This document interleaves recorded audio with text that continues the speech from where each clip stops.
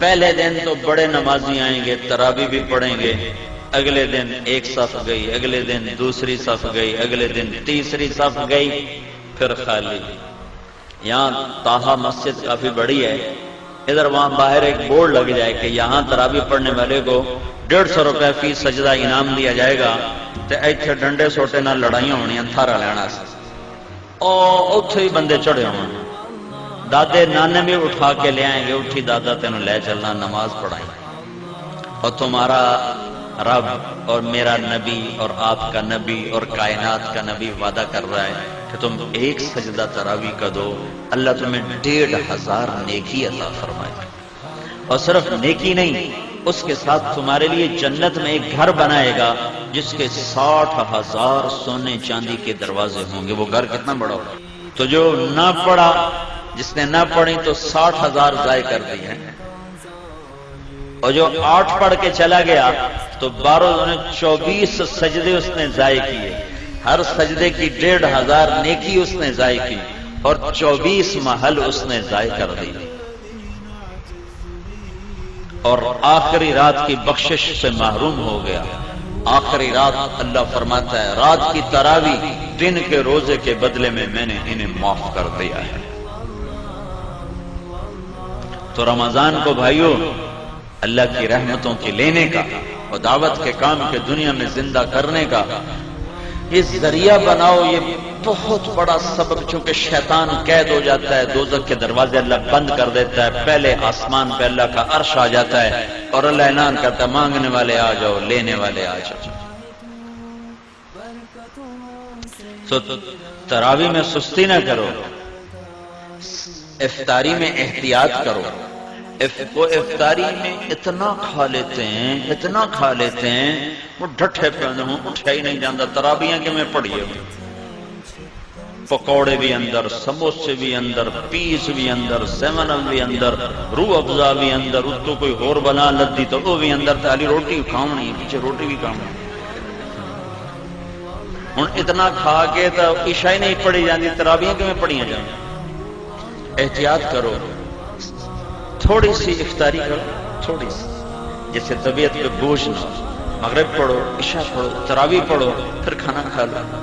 لیکن جیسے لوگ حملہ کرتے ہیں دسترخوان پہ، اگر ایسے کرو گے پھر تو تراویح کو نہیں پڑھیاں جاؤں، پھر تو کھاندے نال ستے پہ ہوں، کھا فنائی پھیر دیں گے۔ تو اپنے پر ظلم نہ کرو، کھجور لو، کوئی اور کوئی ہلکی پھلکی چیز لے لو، پانی پی لو، چائے پی لو، بشاشت کے ساتھ آپ تراویح پڑھ لو۔ اس کے بعد باہیں پوری پرات کھا جاؤ، روٹی کے پیچھے تراویح ضائع نہ کرو۔ 90% لوگ جو تراویح چھوڑتے ہیں تو ڈھیر کھامن دی وجہ سے اٹھے نہیں جاتے، نیند آ رہی ہوتی، کیونکہ سارا دن کا فاقہ ہوتا ہے، ایک دم پھر اپنے اندر ڈالتے ہیں تو پھر کہاں پڑا جائے گا۔ تو احتیاط کرو، روزے کا مقصد بھی بھوکا رہنا ہے تاکہ اندر کے فاسد مادے بھی جلیں اور کسی غریب کی غربت کا احساس بھی ہو۔ تو جب تم ہر شے وچ تن چھڈو تو سارے دن کے روزے کا مقصد ہی فوت ہوگا۔ وہ دسترخوان اٹھ رہا تھا تو ایک ساتھی کہنے لگے ہائے، مطلب چنگا کھا پی، کہنے لگے ہائے، دوسرے نے پوچھا ہائے کیوں کی کہ اے سارا واپس کیوں جانا پہ، ہوں اندر لے جاون دی جگہ تو ہے کوئی نہیں، اے سارا واپس کیوں جانا پہ۔ تو گرمی کے روزے آ رہے ہیں، ڈرو نہیں، بھوک سے پیاس سے ڈرو نہیں، اللہ آخرت کی پیاس سے بچائے گا، اللہ موت کے وقت کی پیاس سے بچائے گا، اللہ حشر کی بھوک اور پیاس سے بچائے گا۔ اور اللہ تعالیٰ فرماتا ہے روزے کا بدلہ میں خود ہوں، اور اللہ کا نبی اپنے ہاتھوں سے کوثر کا جام پلائے گا، اور خود اللہ تمہیں پلانے والا ہوگا، وَسَقَاهُمْ رَبُّهُمْ شَرَابًا طَهُورًا، اللہ خود تمہیں اپنی جنت کے جام پیش فرمائے گا، کلو میرا بندہ آج یہاں پی، تیرا رب ساقی ہے۔ تو بھوک اور پیاس سے ڈرو نہیں، یہ میرے رب کی عطا ہے کہ وہ اپنے بندوں کو تھوڑی سی بھوک دے کر ہمیشہ کی بھوک سے بچانا چاہتا ہے، تھوڑی سی پیاس دے کر ہمیشہ کی پیاس سے بچانا چاہتا ہے۔ اور اپنے دل کو بغض اور کینے سے پاک رکھو کہ کینے اور بغض سے بھرا ہوا دل رمضان میں بھی نہیں اللہ کی رحمت کے سائے میں آتا۔ لڑے ہوئے صلح کرو، روٹھے ہوئے مان جاؤ، ورنہ رمضان کی برکتوں سے محروم ہو جاؤ گے۔ چھوٹے پن جاؤ، نیچے جھک جاؤ، نیچے پڑ جاؤ، تاکہ اللہ پاک پچھلے سال کے سارے گناہوں پر قلم پھیر۔ رمضان کا مطلب ہے جل جانا۔ رمضان رمضان یرمض، جل جانا۔ تو رمضان کے مہینے کا نام رمضان کیوں رکھا گیا ہے کہ اس میں اللہ تعالیٰ پچھلے سال کے سارے گناہوں کو جلا کے ختم کر دیتا ہے، اس لیے روزے کے مہینے کا نام رمضان رکھا گیا ہے۔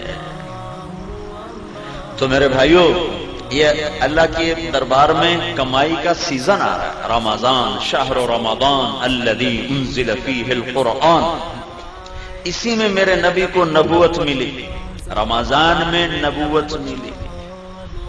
ہر نبی کو رمضان میں کتاب ملی۔ یکم رمضان کو ابراہیم علیہ السلام پہ کتابچے آئے، 2 رمضان کو موسیٰ علیہ السلام پہ تورات آئی، 6 رمضان کو داؤد علیہ السلام پہ زبور آئی، 12 رمضان کو عیسیٰ علیہ السلام پہ انجیل آئی، 21 رمضان پیر کی رات میرے نبی پر اللہ کا قرآن آیا اور نبوت کا تاج پہنایا۔ اس میں شب قدر اللہ نے رکھی، 21، 23، 25، 27، 29، 5 راتیں جاگ لو، 1000 مہینے کی عبادت سے زیادہ کا اجر اپنے خزانوں میں، اپنے کتاب میں لکھوا لو، اور اللہ کے خزانوں سے ساری زندگی کے گناہ معاف کروا لو اور جنت کے فیصلے کروا لو، صرف 5 راتیں جاگ کر۔ 5 اعتکاف بیٹھنے والا تو سویا ہوا بھی ہو تو عبادت لکھی جاتی، جو اعتکاف میں ہمارے نبی نے ساری زندگی اعتکاف نہیں چھوڑا، ساری زندگی، اور جس سال دنیا سے جانا تھا اس سال آپ نے ڈبل اعتکاف کیا، 20 دن کا اعتکاف کیا۔ نہیں، آپ نے 11 ہجری میں آپ کا وصال ہوا ہے تو 10 ہجری کا جو رمضان آیا اس میں آپ نے 20 دن کا اعتکاف فرمایا۔ ہر سال آپ رمضان میں اعتکاف میں بیٹھتے تھے مستقل، اور ایک دفعہ آپ نے اعتکاف اپنا توڑ دیا کسی وجہ سے، تو پھر شوال میں آپ نے 10 دن کا اعتکاف فرمایا۔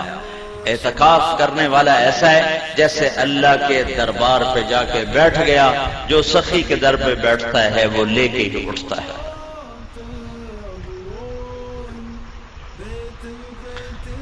تو رات کی عبادت تراویح کی شکل میں، دن کی عبادت روزے کی شکل میں۔ رمضان میں اللہ کی راہوں میں پھرو گے تو ہر روزہ کروڑوں گنا اوپر چلا جائے گا۔ میرے نبی نے فرمایا نفل روزے کے بدلے میں ساری دنیا سونا بنا کے دے دیں تو اس کا بدلہ نہیں ہے، تو فرض روزے کا کون ہے؟ کون جان سکتا ہے کہ اللہ کیا دینے والا ہے؟ میرے نبی نے فرمایا جو رمضان کا روزہ ایسے رکھے کہ کوئی نشہ نہ پیے، کوئی حرام لقمہ پیٹ میں نہ لے جائے، کسی کو زبان سے گالی گلوچ غیبت چغلی شکایت نہ کرے، بہتان نہ باندھے، اور پورے رمضان میں کوئی گناہ نہ کرے، جو ایسا روزہ رکھے گا ہر روزے کے بدلے میں جنت کی 100 حوروں سے اس کی شادی کی جائے گی، ہر روزے کے بدلے، اور ہر روزے کے بدلے میں جنت میں ایک اللہ گھر بنائے گا۔ اگر پوری دنیا اس گھر میں رکھو تو یوں وہ اس گھر میں نظر آئے گی جیسے پوری دنیا میں ایک بکری نظر آتی ہے، ایسے ہی پورا جہان اس محل میں بکری کی طرح نظر آئے گا۔ تو بھائیو، یہ رمضان تھوڑا گرمی کا ہے، اگلے سال اور گرم ہوگا، اس سے اگلے سال اور گرم ہوگا۔ یہ میرے رب کا امتحان ہے اپنے بندوں کے لیے، تھوڑے وقتوں کا کہ اللہ 50,000 سال کے دن کی گرمی کی بھوک اور پیاس سے بچائے گا۔ کان مقدارہ 50,000 سنہ، جس کی لمبائی 50,000 سال کے برابر ہے، اللہ اس سے ہماری حفاظت فرمائے گا۔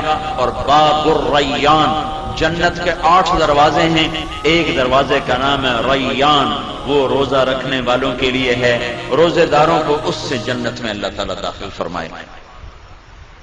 تو روزے کا مطلب منہ بند کرنا نہیں ہے، روزے کا مطلب ہے آنکھ بھی روزہ رکھے حرام نہ دیکھے، کان بھی روزہ رکھیں حرام نہ سنیں، زبان بھی روزہ رکھے گالی غیبت چغلی نہ ہو، ہاتھ بھی روزہ رکھے غلط نہ تولے غلط نہ لکھے، ظلم نہ کرے، پاؤں بھی روزہ رکھیں غلط محفل کو چل کے نہ جائیں۔ محکمہ جات کے لوگ کتنے لوگ یہاں رمضان آ گیا ہوں رشوت نہیں لینی ہے، رمضان تو پیچھے حلال رمضان سے حرام ہے۔ تو میں ایک شہر سے گزرا، بنو میں میری جماعت گئی تھی رمضان میں، تو ایک سینمے کے آگے بورڈ لگا ہوا تھا رمضان کے احترام میں سینما بند ہے۔ میں نے کہا یہ چنگی شریعت مسلمانوں بنائی، پھر رمضان سے حرام تے بعد حلال ہے۔ جسے کہتے ہیں یار تو دیکھو نا داڑھی رکھ کے تو جھوٹ بول رہا ہے، تو اس کا مطلب ہے داڑھی شیو کرا دو تو پھر جھوٹ حلال ہو گیا ہے۔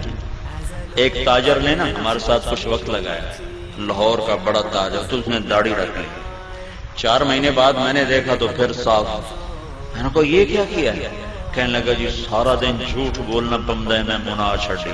میں کہتا ہوں جھوٹ حلال ہو گیا، ہوں تو تیرے 2 گناہ ہو گئے، ایک داڑھی مناون دا ایک جھوٹ بولن دا۔ تو رمضان میں حرام اور بعد میں حلال ہے۔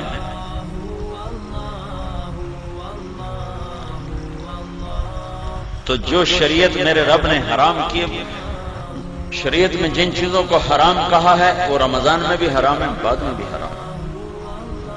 تو بھائیو سارے جسم کا روزہ رکھو اور اللہ کی راہوں میں نکل کر اپنے روزوں کو قیمتی بناؤ اور تسلی رکھو۔